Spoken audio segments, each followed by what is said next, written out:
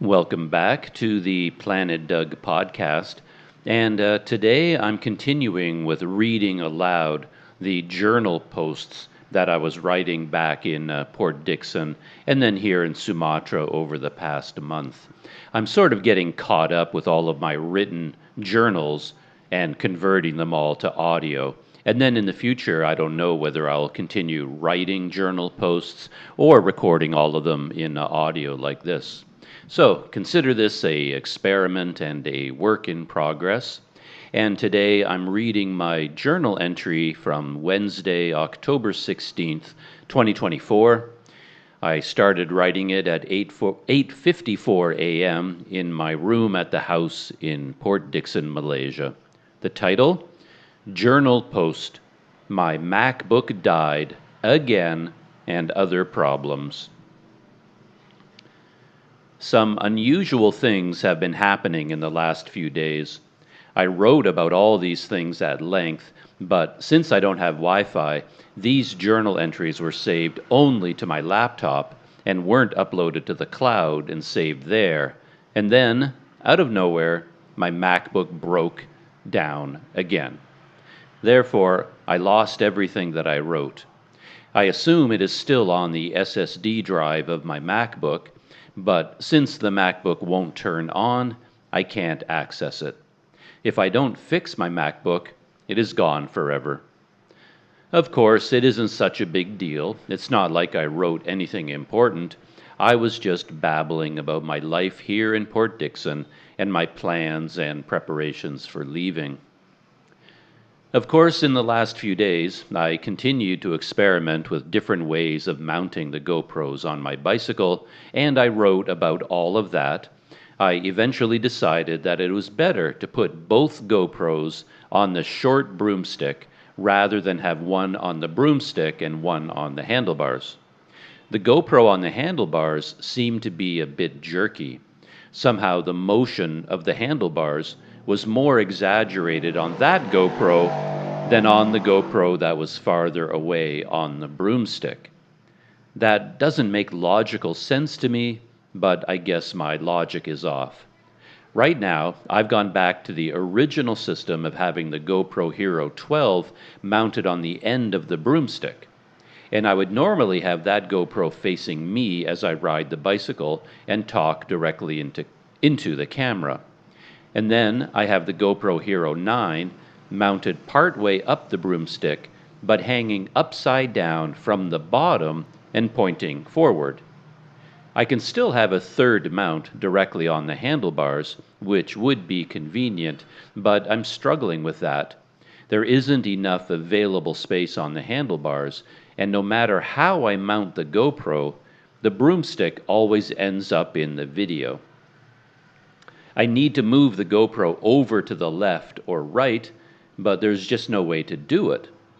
This brings me all the way back to 1998 when I bought this bicycle. I often think about the moment when I ordered this bicycle and it showed up at the bicycle store in London. I was working with the bicycle mechanics at this shop to customize it and set it up for my needs, and for some reason, we decided the handlebars were too wide and we cut them shorter. We cut a little bit off each side. And I've regretted that decision ever since. It probably doesn't really matter, but I find myself often wondering if having the handlebars just that little bit wider would have made a big difference over the years. Of course, I could have replaced the handlebars at some point, but I never got around to doing that. I haven't found the time to play around with mounting the 360 camera, and I haven't had the time to remove my old mounting system with the long broomstick. Maybe I can finally do that today, probably this afternoon. The days are flashing by, and I have to start moving quickly with serious final packing and organizing.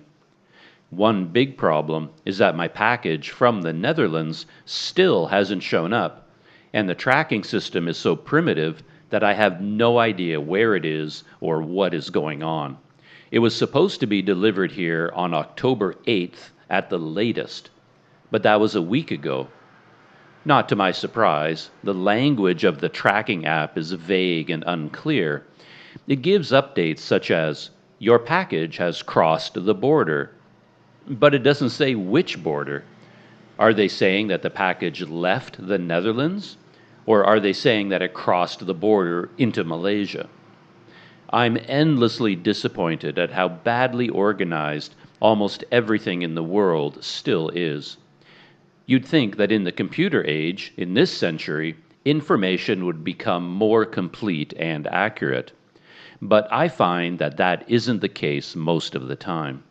I see clear problems, confusions, and inaccuracies in almost everything around me.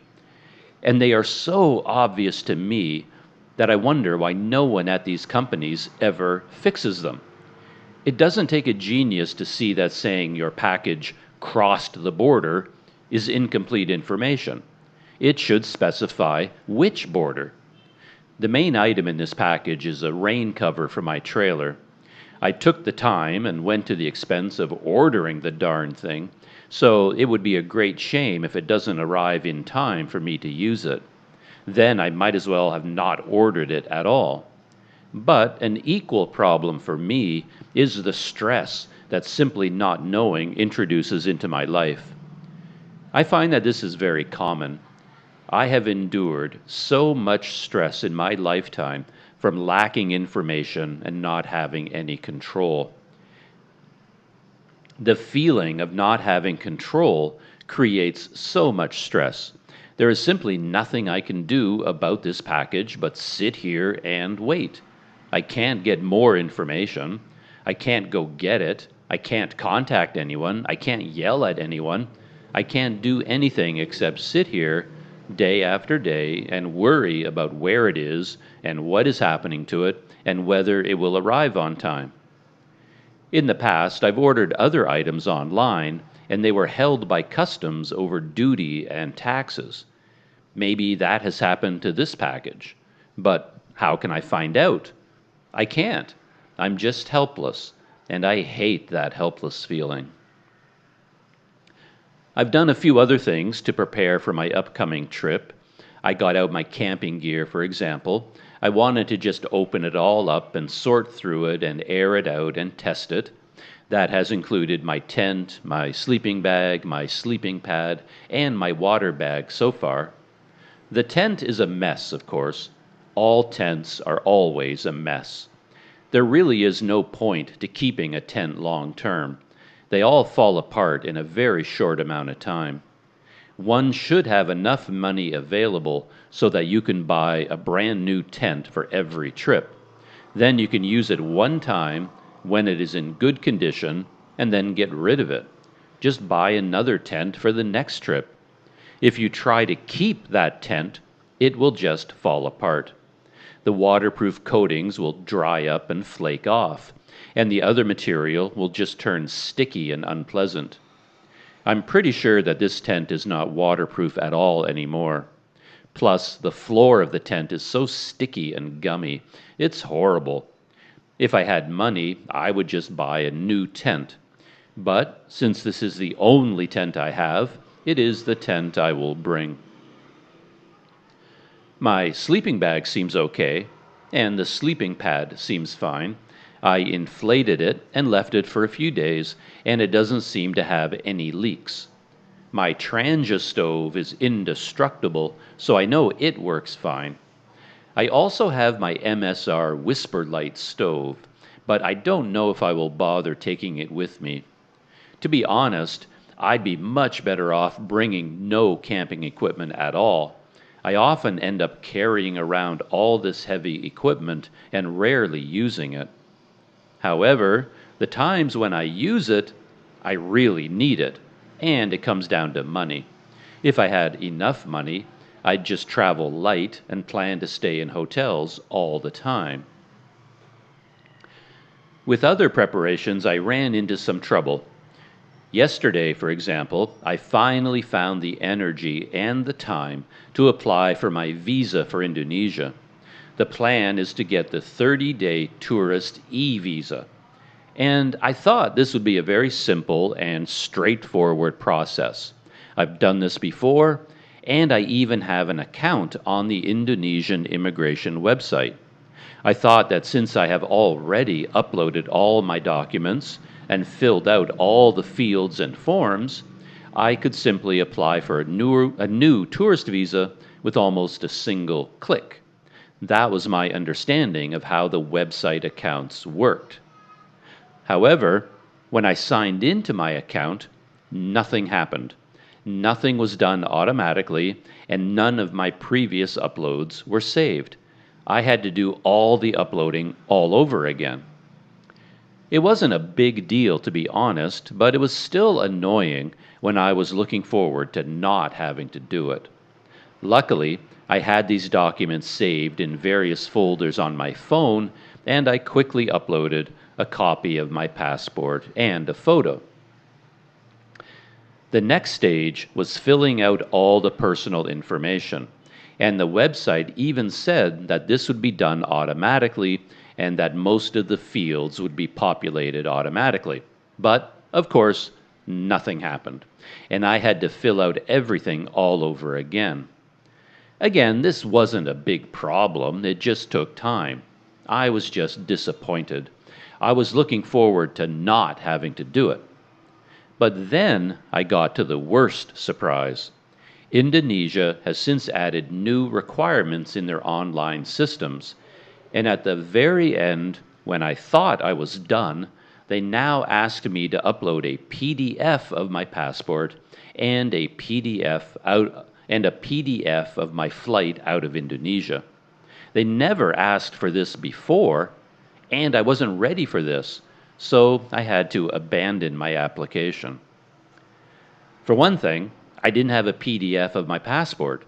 All my copies are simple JPEGs, and I don't know how to create a PDF. Same thing for a flight out of the country. Since my plan was to go to Indonesia by ferry and leave by ferry, I don't have flights. But immigration systems worldwide never account for this. Even now, in this modern century, we run into similar catch-22 situations with immigration worldwide.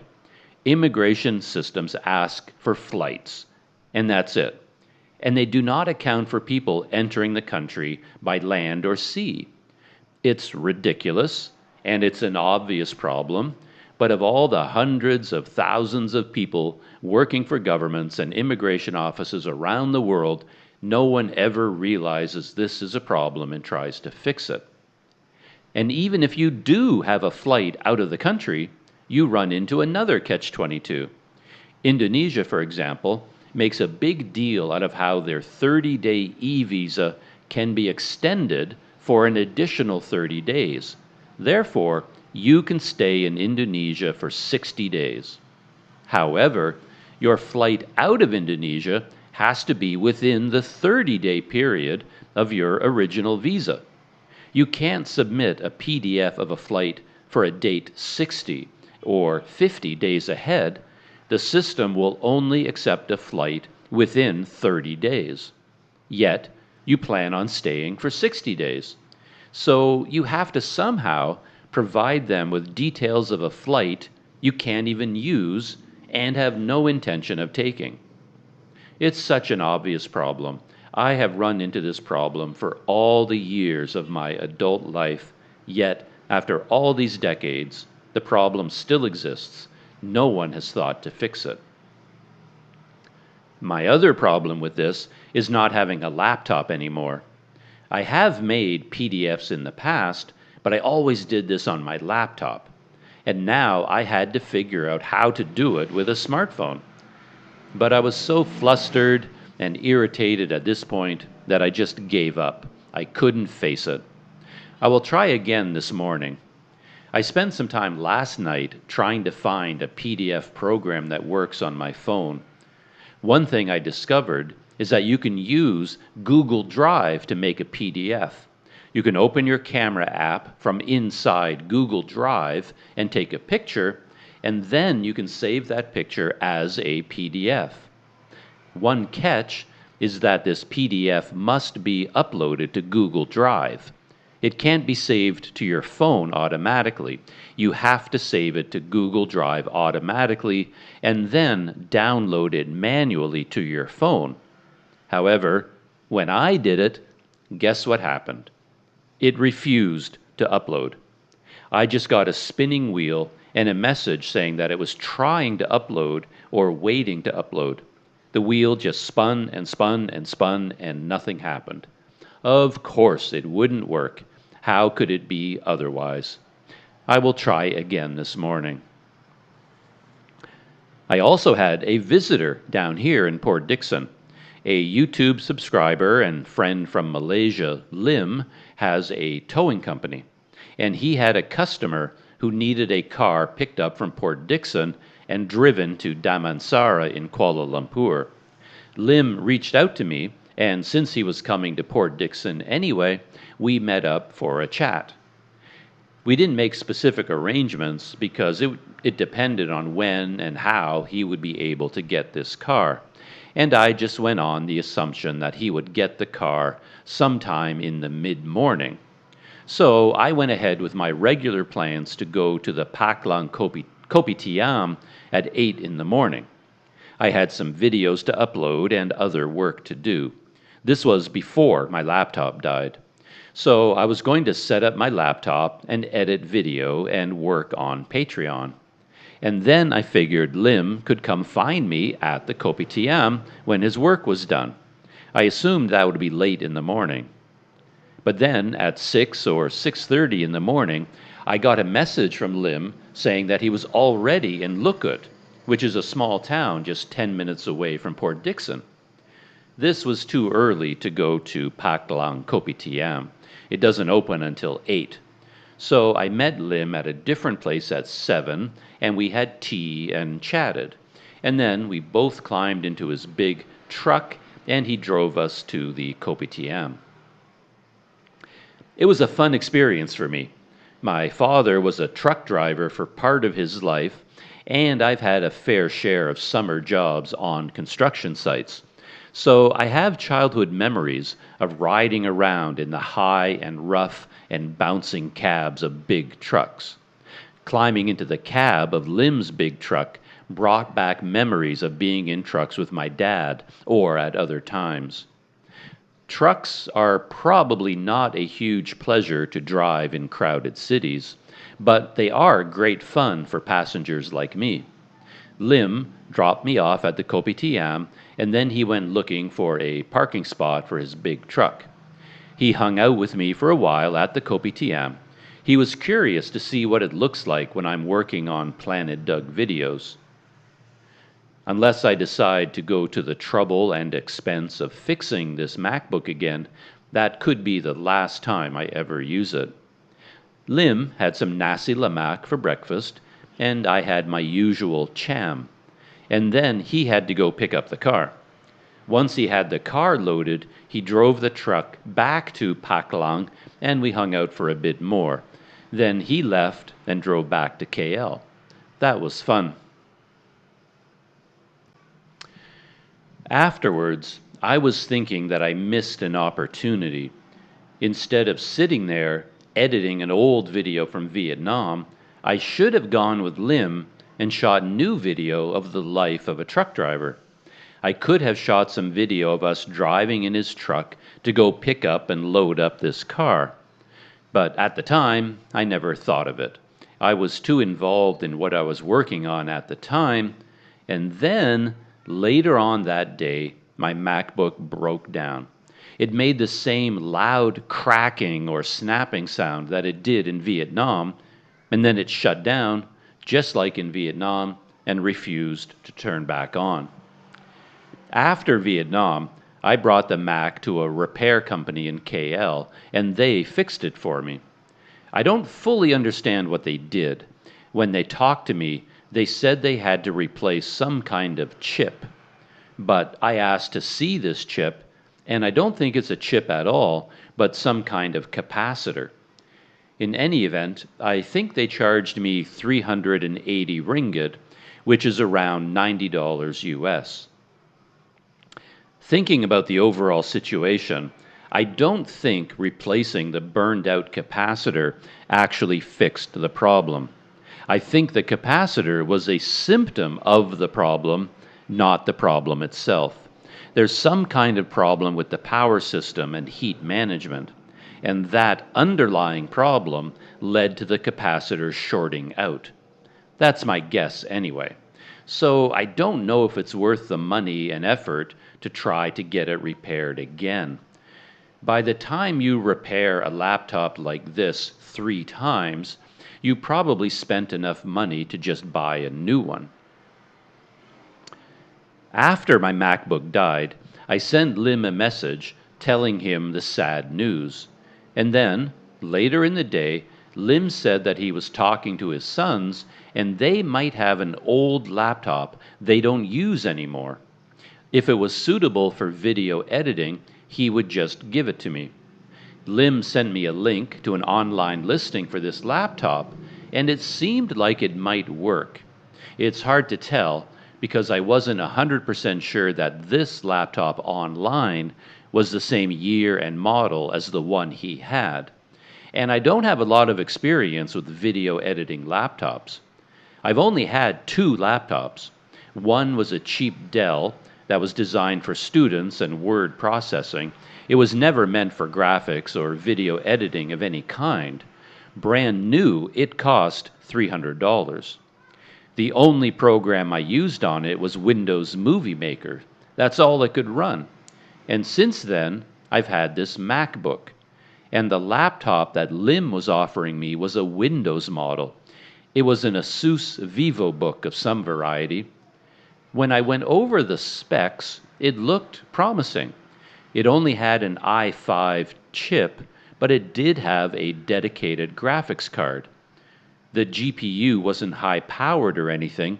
It was an NVIDIA GeForce MX130, I think, but I've never had a laptop with any kind of GPU, so I thought maybe this i5 chip with the MX130 plus 16 gigabytes of RAM could work really well. Who knows? The only way to know for sure was to test it and try it out. Lim was actually kind enough to get into his car the next day with the laptop and his son and drive down to Port Dickson. We went to the Big Sista Kopitiam to try out their curry mee, and while we were there, his son set up the laptop and we were able to play around with it. Unfortunately, almost instantly, I knew it wouldn't work. Most normal people don't understand what is required to edit video, and they might look at an old laptop and think it can do the job. Personally, I suspected the laptop was not going to be suitable the second I saw it sitting on the seat in the back of the car. It was clearly a much older model than I expected, and when we plugged it in and hit the power button, it took something like 5 to 8 minutes just to boot up and load Windows. There was clearly something wrong with it. It was either just really slow because it was underpowered, or there was an issue with the components. But since Lim had come all the way down to Port Dickson, and I'm no computer expert, I thought I should at least give it a shot. And I kept the laptop here while Lim and his son returned to KL.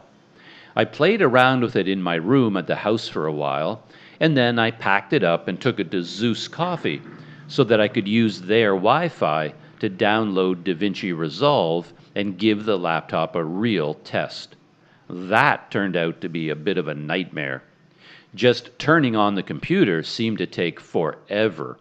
Every time I thought it was finished loading, some other process would begin and new windows would pop up.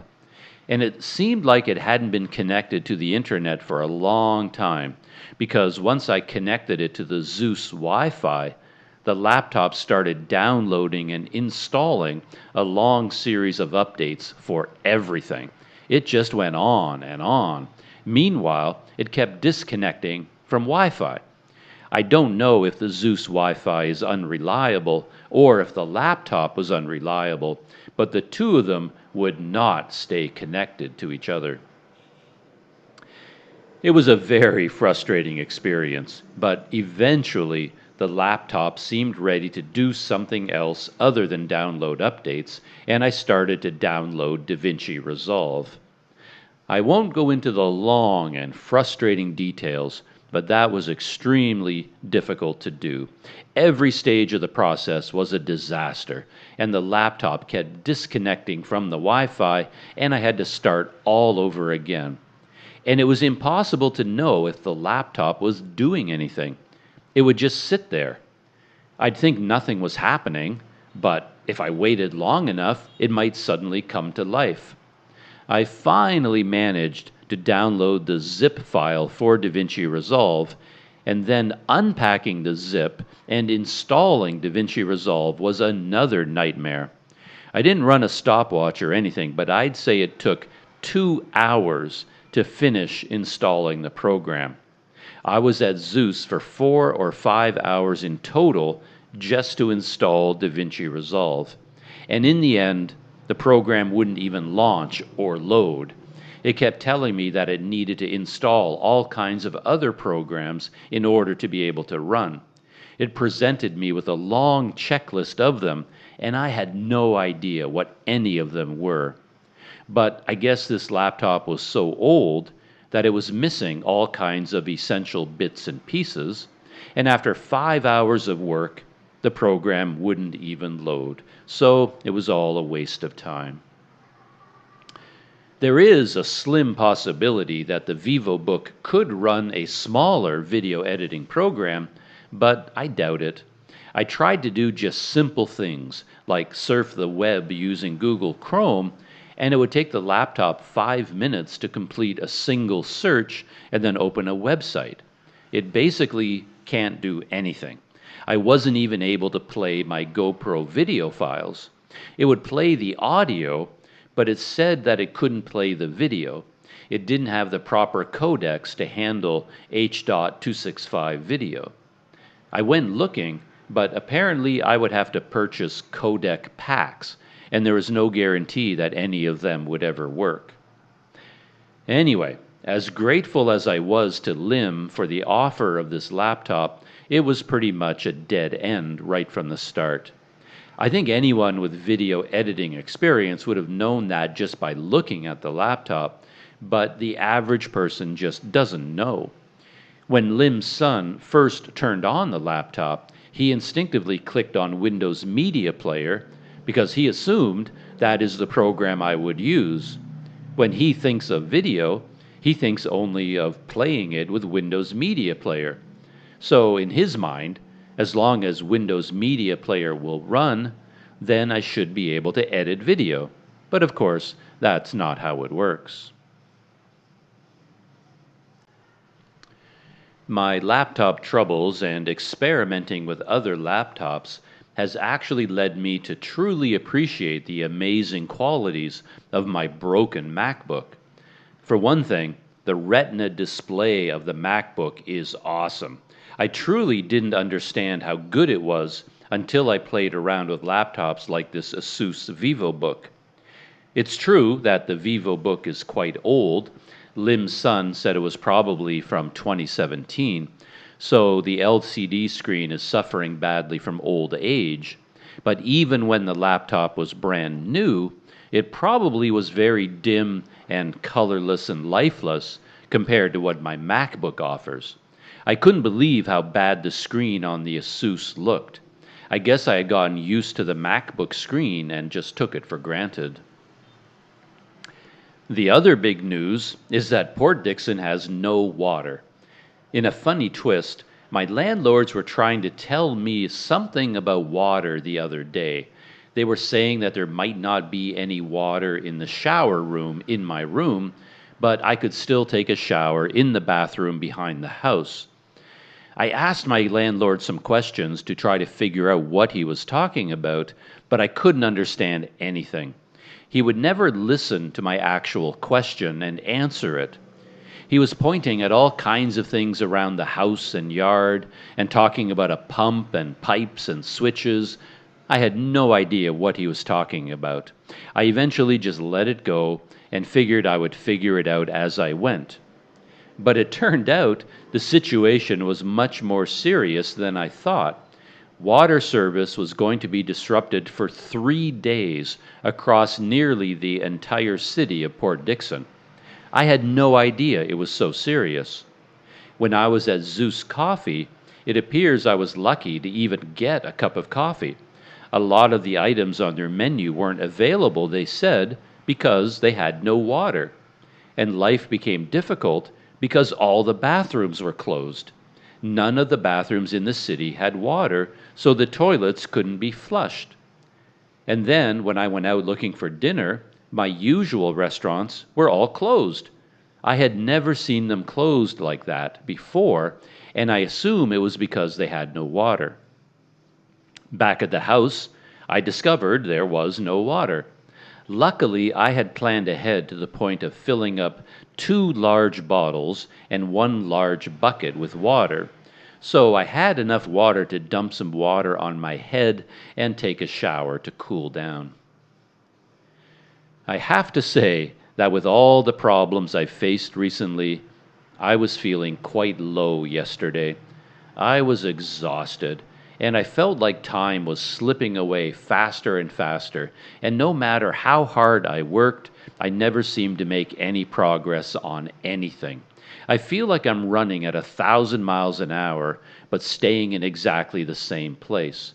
And my laptop breaking down, the inability to apply for a visa for Indonesia, working an entire day on a different laptop and getting nowhere, having no water, having trouble getting food, etc., all wore me down.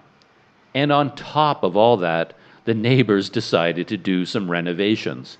And that, of course, means that the jackhammers come out. And all day yesterday, and now all day today, I've been suffering under the thunderous noise of jackhammers. The problems just never seem to end. I was exhausted last night, and with everything going on, I wasn't able to sleep. And in the background of my life, I'm still posting videos from Vietnam, and no one is watching them. They are complete failures. My entire reason for even coming to Port Dickson was to have an inexpensive place to live while I finish editing those videos from Vietnam. And so far, it has all been a giant waste of time. The first house where I lived was a disaster, and then I got kicked out anyway, and now this second house has no Wi-Fi and barely any mobile internet signal, and no water, and no bathroom, and jackhammers. I might as well have selected all the hundreds of gigabytes of video from Vietnam and deleted them all. I've just been wasting time and spending money by editing and posting them. Nobody cares about them or appreciates them. All the work and time that went into them was pointless and useless, so I feel like I'm really coming apart at the seams. I hope things improve. I also end up thinking about landlords. I've been in places like this a lot in my life, and it always feels like I give too much and get too little. Landlords want their money.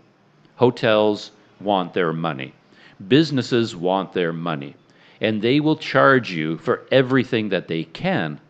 Yet, when things go wrong, it's not like they ever give you any money back or give you a discount. I've talked about this in relation to hotels many times before. They often post a list in your room of all the money you will have to pay them if you damage anything in the room. But what about the other way around? What about the jackhammers going on all day long for day after day? Shouldn't I get a 25% discount for that?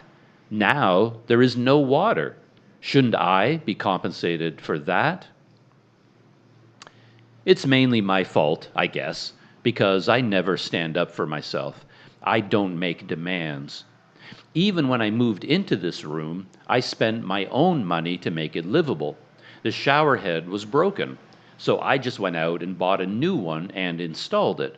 It seemed easier to do that myself than try to talk to my landlords and then have them traipsing in and out for days and disrupting my life. There was a clothes rack in the room, but no hangers, so I bought my own. There was no mirror in the bathroom, so I bought my own. There were no hooks in the bathroom, so I bought and installed my own. I do that all the time. And I guess in the back of my mind, I'm always thinking that since I'm being so nice to my landlords, to the hotels, to the business owners, to my employers, when the time comes when I have a problem, they will reciprocate and they will help me. But of course, they don't.